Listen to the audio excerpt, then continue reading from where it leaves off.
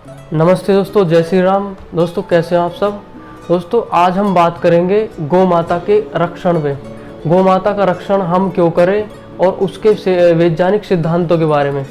दोस्तों हम सभी एक हमारे देश में बहुत बड़े योगीराज हुए, योगीराज महाराज श्री कृष्ण, उनसे आप सभी परिचित होंगे, जिनको गौ माता से बहुत ज़्यादा लगाव था। क्यों था, उसके वैज्ञानिक तत्वों के बारे में हम उनको विस्तार से खोल के उनके सब के बारे में हम बात करेंगे कि महाराज श्री कृष्ण जी को गौ माता से लगाव क्यों था।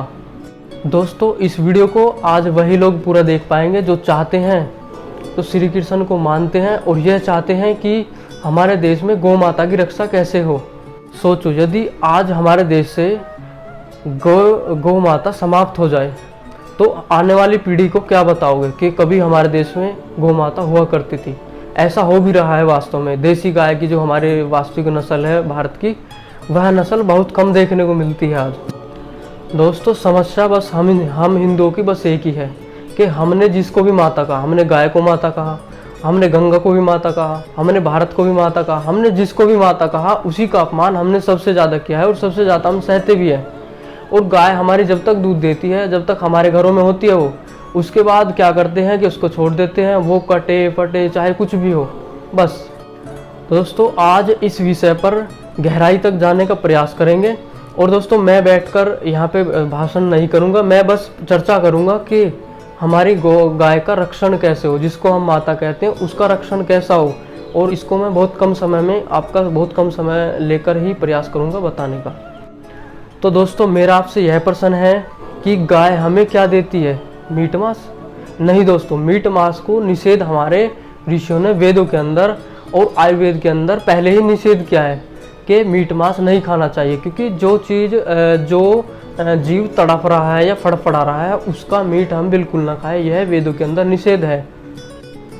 गाय देती है हमें बछड़ा बछिया, और उसके साथ दोस्तों हमें बहुत बहुमूल्य चीज़ देती है। वह 3 वस्तुएं हैं, गोमूत्र और गोबर और तीसरा है दुग्ध।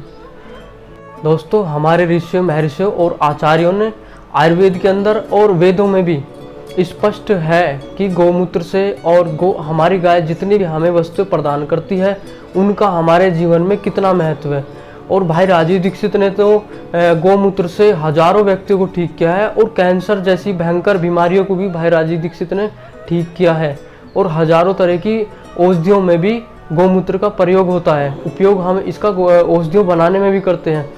और एक कांग्रेस के बहुत विख्यात नेता हुए हैं, ऑस्कर फर्नांडिस उनका नाम है। वो ये संसद में यह कहते हैं कि कैसे वो एक आश्रम में जाके गौमूत्र से और योग व्यायाम से किस तरह ठीक हुए। दोस्तों उनकी बात छोड़िए, हजारों व्यक्ति तो इससे अपने कैंसर तक की बड़ी बड़ी बीमारियां जो ब्लड कैंसर तक की है उसमें भी बहुत कारगर हुआ है। और टीबी अस्थमा न जाने कितनी भयंकर बीमारी है उसमें गौमूत्र का बहुत ज़्यादा उपयोग होता है, और लोगों ने उसका उपयोग करके बहुत बीमारियों को ठीक किया है। जैसे कि लीवर की भी बहुत बीमारियां, हेपेटाइटिस वगैरह है, वो भी सब गौमूत्र से लोगों ने ठीक किया है, और भी औषधियों का उपयोग करके उनके साथ में। तो गौमूत्र के बाद अब हम बात करते हैं गोबर की। तो गोबर से एक हरियाणा के रसायन वैज्ञानिक हुए हैं, रसायन के, तो उन्होंने क्या किया है कि गोबर से प्लास्टर बनाया है और रंग बनाया है और ईंटों का निर्माण वो कर रहे हैं। मकान बनाने में यदि भी उसका उपयोग करते हैं तो उन्होंने उसका परीक्षण भी यूट्यूब पे आप देख लेना कि वो दिखाते हैं कि गर्मियों में वह मकान ठंडक रहती है उस मकान में, उस कमरे में, और सर्दियों में उस कमरे में गर्मी रहती है, मतलब गर्माहट उस कमरे में बना रहता है। इस तरह के उन्होंने जो वैज्ञानिक हैं हमारे यहाँ पे हरियाणा में हैं, उन्होंने इस तरह का उसका परीक्षण किया है, और तैयार भी आज भी उनकी खोज इस पर बहुत तरीके से अच्छे तरीके से चल रही है। और अब हम बात करते हैं गोबर की। खेतों में क्या है कि हम जो DAP लगाते हैं उसका उपयोग ना करके यदि हम गौ माता के गोबर का उपयोग करते हैं तो उसमें पाते हैं कि DAP से ज़्यादा उसकी ग्रोथ पाते हैं हम। गन्ना हो या गेहूँ हो उसकी बहुत ज़्यादा ग्रोथ पाते हैं, क्योंकि भाई राजीव दीक्षित ने इस पे परीक्षण भी किया। उन्होंने बताया कि गन्ने की 10 से 15 फुट तक की हाइट और उसके गन्ने का वेट भी बहुत ज़्यादा बढ़ा हुआ बताया। और उन्होंने एक बात और बताई कि वाहनों में हम गोबर गैस का जो प्रयोग करते हैं तो सीएनजी और एलपीजी से ज़्यादा गोबर गैस उसकी जो इंजन जो होता है वाहन का, उसकी आयु भी बढ़ा देता है। और घर में यदि हम उसका प्रयोग करें गैस चूल्हे में, तो वह बहुत अच्छी होती है हमारे स्वास्थ्य के लिए। और दोस्तों अब बात करते हैं हम तीसरे नंबर पे गाय के दूध की। दोस्तों गाय के दूध को हमारे ऋषि महर्षियों ने इतना ज़्यादा महत्वपूर्ण बताया है कि इससे बहुत ज़्यादा बीमारियों में भी उपयोगिता होती है। और यदि व्यक्ति के अंदर कमजोरी है तो कमजोरी को भी दूर करता है गाय का दूध। और दोस्तों एक वरदान और परमात्मा का दिया है, वह बस भारत देश को दिया हुआ है। इससे हजारों किस्म की दूध से हजारों किस्म की मिठाई हम बना सकते हैं। दोस्तों ऐसा नहीं है कि हमें गाय के बारे में तो चर्चा चल रही है, पर ये नहीं कि हमें भैंस बकरी का पालन तो सभी का करना, रक्षण भी सभी का करना है। क्योंकि राक्षस जो होते हैं वो तो बस इन्हें खाने और मारने में तुले हुए हैं। रक्षण हमें सभी जीवों का करना है। और दोस्तों यदि आप इस गाय की उपयोगिता के बारे में, जो गौ माता की उपयोगिता है उसके बारे में आप गहराई से जानना चाहते हो, तो महर्षि दयानंद की लिखित एक आपको पुस्तक पढ़नी होगी, जिसे मैं दिखाता हूँ। दोस्तों इसका नाम है गो करुणा निधि। पुस्तक का नाम है दोस्तों गो करुणा निधि। आप इसको देख सकते हो। और मुश्किल से इसमें है दोस्तों 28 पेज टोटल है। दोस्तों महर्षि दयानंद ने इतनी अच्छी गणितीय गणना इस पुस्तक में दी है कि आपके बहुत अच्छा समझ में आएगा और आप जानोगे कि गौ की रक्षण कैसे करें और क्या नियम हो, सभी को आप उसको बहुत अच्छे से जान पाओगे इस पुस्तक। और दोस्तों हमारे देश में कुछ ऐसे डॉक्टर हैं जो पाश्चात्य सभ्यता से ज़्यादा ही प्रभावित है। वो तो होने चाहिए, क्योंकि वो पढ़ते ही एमबीबीएस, उनके पास एमबीबीएस की डिग्री है और पाश्चात्य सभ्यता की उन पर पूरा प्रभाव रहता है। लेकिन दोस्तों उनके साथ साथ कुछ ऐसे भी वेदाचार्य हैं जो बड़े बड़े आसनों पर बैठ के वो कहते हैं कि दूध की हमारे जीवन में कोई आवश्यकता नहीं है। वो इसलिए दोस्तों इसका मतलब या तो वो हमारे ऋषि महर्षि और परमात्मा से बहुत ज़्यादा बड़े मानते हैं अपने आप को, क्योंकि यदि परमात्मा ने और कोई वस्तु बनाई है, कोई जीव बनाया है, वो किस लिए बनाया है? मनुष्य के उपयोगिता के लिए तो बनाया है। लेकिन वो इसका भी उल्लंघन करते हैं।